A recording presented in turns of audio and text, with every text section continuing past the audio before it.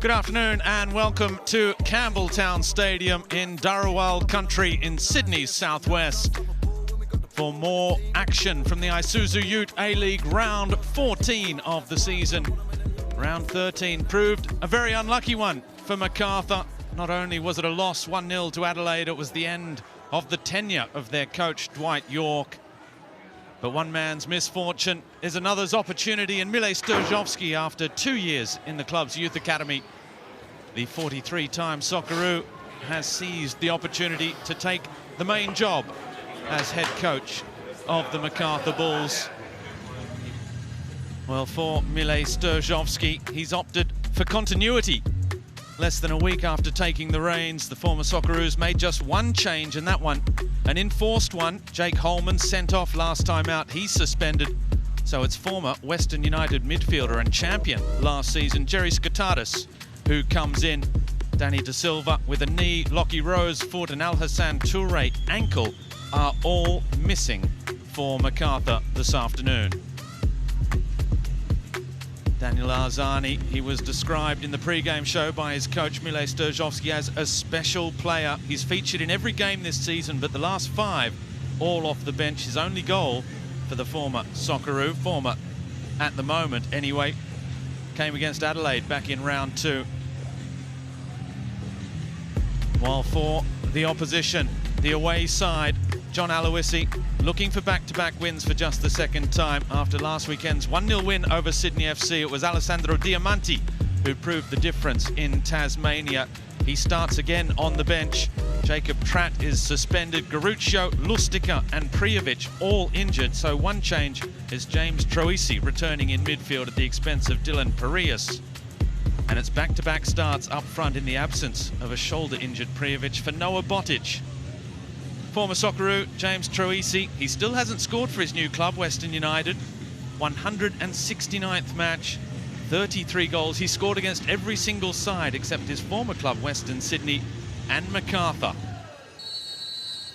The referee's whistle, and we are underway in this second of a triple header on Saturday in round 14 of the A-League on Paramount Plus, and this evening on Network 10. The home side, Macarthur, Andy Harper, a change of coach to stop the rot. 3 losses in their last 4. And from Mile Sturjovski, while it's a similar looking squad, perhaps a change in philosophy. He wants this side to play with the ball. Yeah. Interesting, Robbie. Welcome to everybody on Paramount Plus watching this match. 2 teams desperate for the 3 points. Again, Wales streaming forward down the right-hand side. Botic and Payne in the middle. Wales may not need them. Firing that ball across the face, cut out once again, though, at the near post.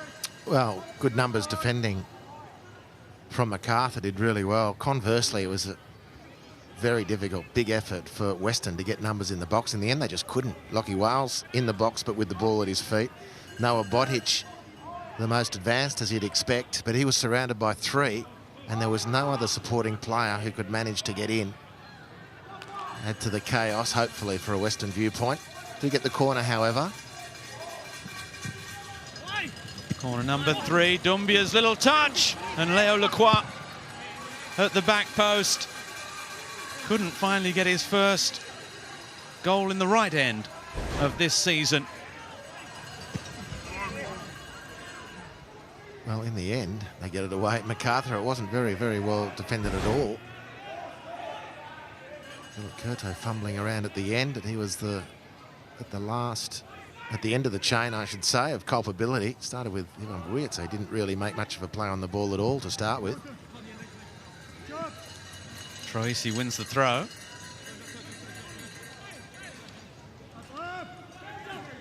Curto and Young have made more saves than any other goalkeepers in the league as Troisi's ball in, and that was a dangerous one.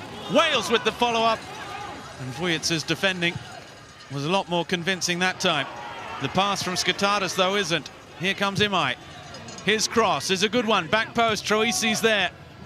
On the right, trying to bend it. Well, you could see what he was trying to do. Yeah, nothing wrong with the option.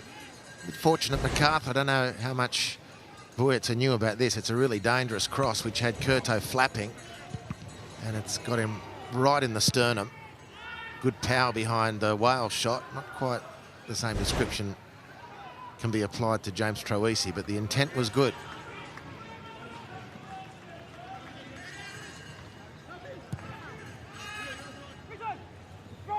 Well, he's lost out to Risdon there. That was beautifully done.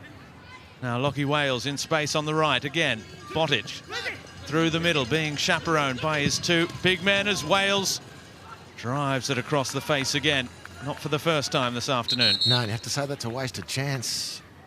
And we spoke again in the pre-game about Lockie Wales, as well as he's doing, but he hasn't really got a stats CV this season, which backs up how dangerous he's been. And this is going to be another such incident where he doesn't trouble the data keepers, but which won't reflect actually how dangerous that option was. And he's had 2 or 3 of them, which is not going to make a blip on the stats records. Arzani, a little bit lucky to get it back, and then goes down under the challenge. Well, it was hardly a challenge from Tongo Doumbia, but he was too close, and he fell into Arzani's trap, if you like. Well, it's really enticing the defenders to just have a nibble. Arzani, when he cuts across, runs parallel to the goal. A little bit of a feint swivel of the hips here and there, just putting defenders off, then back on their game, and oftentimes they're lured into that challenge. And now a set piece, a very inviting one for the quality of Daniel Arzani's right boot or Craig Noon's left.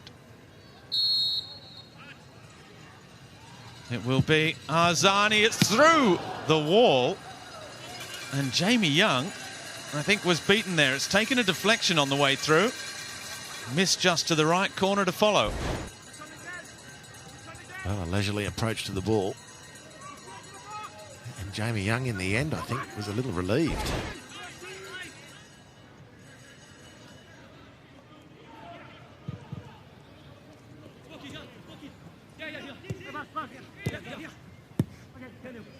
Wales, Kilkenny. Lockie Wales again. Dragging Buertzer inside, Troisi. Wales back for Troisi. It's lovely football. Botic is in behind them. Great stop, Curto. First real chance of the match going the way of the champions, and Noah Botic very close to his first ever A-League goal. As Doumbia picks up a yellow card for that challenge on Davila. He'd received a verbal warning before then, Doumbia. Takes out Davila, so the yellow card, even on its own merit, was worthy, but unavoidable given the talking to that Ben Abrahams had given him. It was beautiful link play from Western, pass move. The Macarthur defence was stationary, and thankfully for them, Philip Curto wasn't as goalkeeper. It was an excellent stretch, instinctive, to keep his team level on the scoreboard. Great move from Western. Lewis Miller. If you give just half a cent of the ball to Josh Risdon, he's in. And here he goes again, and he's got options for Connor Payne, who can hit it first time. Back for Risdon. Well, it was wonderfully played. And the finishing touch, unfortunately for Western United, is once again absent. Well, seriously, if ever in this current A-League season, or all of them beforehand, if a player deserved a goal at the end of a move like that more than Josh Risdon, I haven't seen it. 3 minutes of stoppage time. Greg Taylor and Adam Powers are the referee's assistants. Sam Kelly, the fourth official. It's Kearney Robinson is our video assistant referee, as Kilkenny's been caught by Bacchus, and it's going to be a yellow card for the Macarthur number 11. For that foul on Kilkenny. He's just caught him with a flailing arm, I think, as much as anything.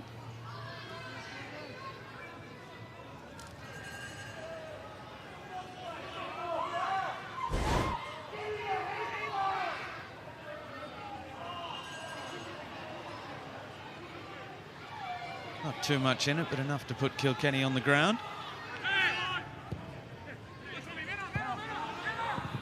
There might yet be something for Western United, and Tommy Uscock will go into the book as well. Third yellow card, and second in a matter of minutes for Macarthur.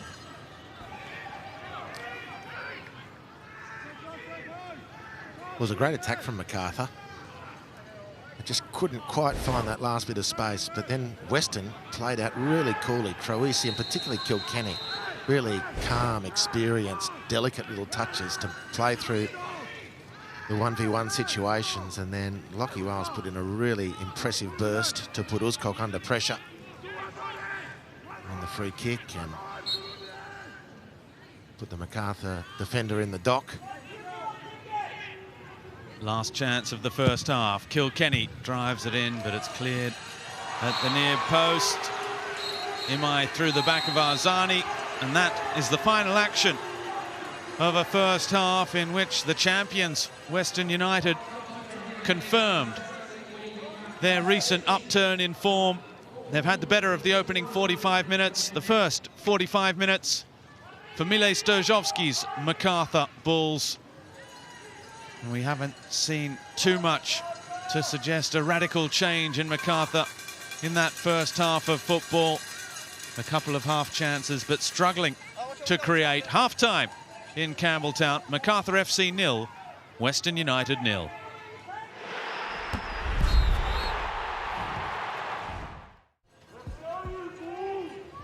Nil-nil at the break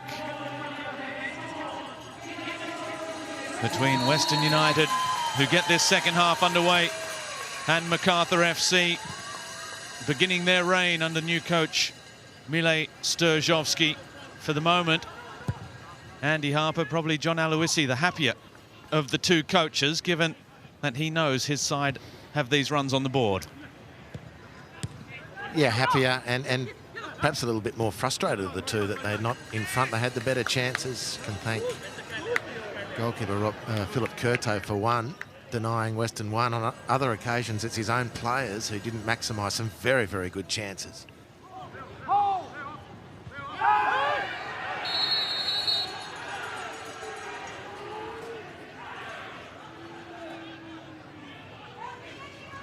Now the referee is having a listen and may have another look at this. It's Bacchus who's gone high into that challenge on Botic. And it's a red card. A red card for Kieran Bacchus. Referee Ben Abraham didn't need another look, so he clearly saw it, just received confirmation, I guess, from the video assistant referee Kearney Robinson. No complaints from Bacchus. And back-to-back red cards for Macarthur. Not easy when you're playing a man down. Well, I'm not sure if he consulted VAR. I'd sort of hope not, because he gave a second yellow. Out came the yellow card first, and then the red, which means that the VAR couldn't have got involved with it. In any event, there's yellow card number 1 for Bacchus. He's put his team in a hole here now. And it's hard, it's tough. He's gone in to win the ball. There's no malice whatsoever.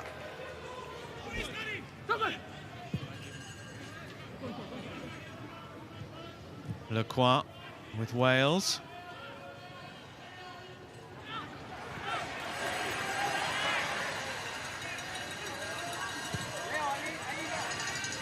It's a nice, familiar return for Moody Dajar as well. He had to play a lot as a wide left player, left fullback. He was almost banished from that central striking role, which is where he spent most of his development football. Here's Troisi.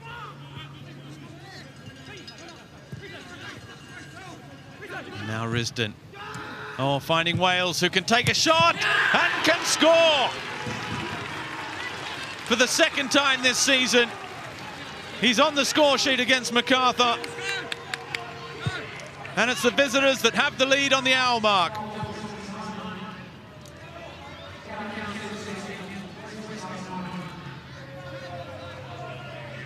Well, I think it's a deserved lead for Western. Makes it very difficult for Macarthur again on the Harvey Norman replay. Down a man now, down a goal, and it's a really good goal from Lachie Wales. It's a mature, classy finish. He doesn't blaze away. He lifts his eyes, he sees the space, he backs his technique, he gives his team the lead. It's super work from Lachie Wales. And Macarthur reeling now as Western get their deserved lead.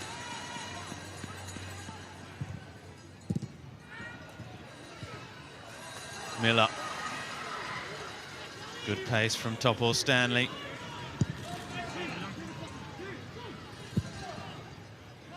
And the veteran central defender clears only as far as Uzcock. Here's Mombois. Noon, he's got Miller behind him. Now Davila. Uli Davila still driving the ball across, and they're back in it. The 10 men of Macarthur equalise through their providential goal scorer, the right back, Matt Miller, with his 4th of the season.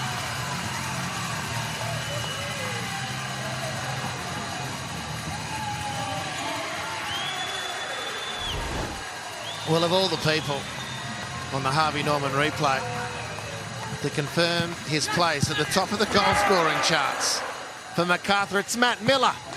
Western will be kicking themselves that Macarthur through Miller are back in the game.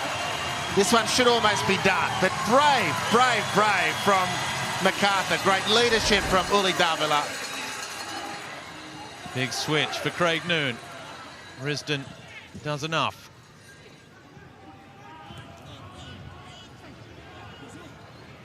And does more than enough. Keeps going. Diamanti on that left foot for Piraeus. It was there for the shot, and now Diamanti. Well, needless to say, a player of that calibre, that was a fantastic opportunity to give Western United the lead again. Well, it just doesn't work for Piraeus. And then does Diamanti see the keeper off his line? Not spectacular enough, that one. What a mess after last week.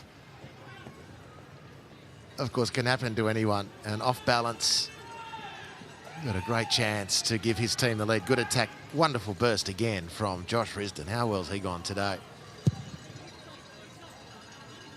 But Macarthur's still in it. You have to admire them. I mean, this is extraordinarily difficult given the conditions. Weather conditions, they're down on troops, they're down a player. They were down on the scoreline. There's a new coach in the saddle, a rookie coach at that. And they've found a way back so far, and don't discount them from bagging all 3 points. What a story that would be. As Jamie Young clears long. They've been testing times the last few days for Macarthur. It's been such a topsy-turvy season. As Noon's ball in for Najjar, controls, finds Davila, Jedru! And they've done it, Andy Harper. And Jedru, with his 2nd goal in his 1st season of top-flight football in Australia. And it may yet prove to be another winner. As the Bull fans, the young herd, celebrate on the hill. The 10 men lead with less than 10 to play. Well, the Bull calves on the hill have gone crazy. And it's one of the young Bulls who's done the business. Terrible defending, really, from this situation for Western United on the Harvey Norman replay. They've had 2 or 3 chances themselves, Western, to finish the game. Couldn't. And they've hung in there, Macarthur, with no need to roll out the list of difficult situations they've had to confront here today and this week.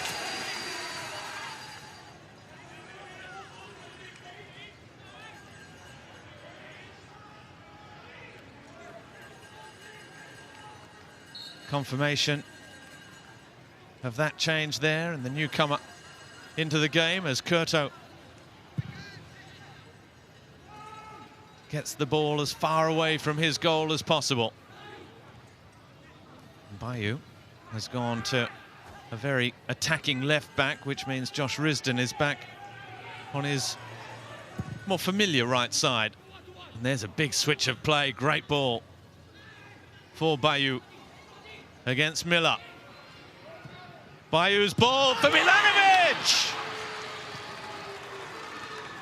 And Western United have equalised. Nick Milanovic, the super sub, strikes again, his 4th of the season. That boy has an eye for goal, and what an important one that is. Well, Bayou does well. And it's a teasing one on the Harvey Norman replay for the Macarthur defence, who've now just watched that beautiful switch of play.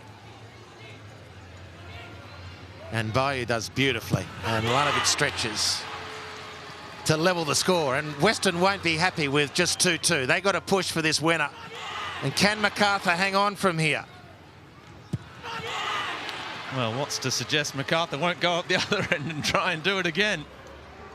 There's that big switch from Risdon. Beautiful. What a game he's had. He's led from the front, but from the back, if you know what I mean, all game. And this pass to give his team the share of the points for now, but who's going to rule out more drama? Diamanti looking for Parias. Who's that come off last? It was the Western United substitute. No, it was Vujitsa. An important touch it was too. Parias would have touched and then one would have imagined been in on goal. Well, the last delivery from Diamanti was overhit. It didn't work out. Let's see what he can provide here. In it comes, near post this time. Now, Topo Stanley got the touch. Moody Najjar doing just enough.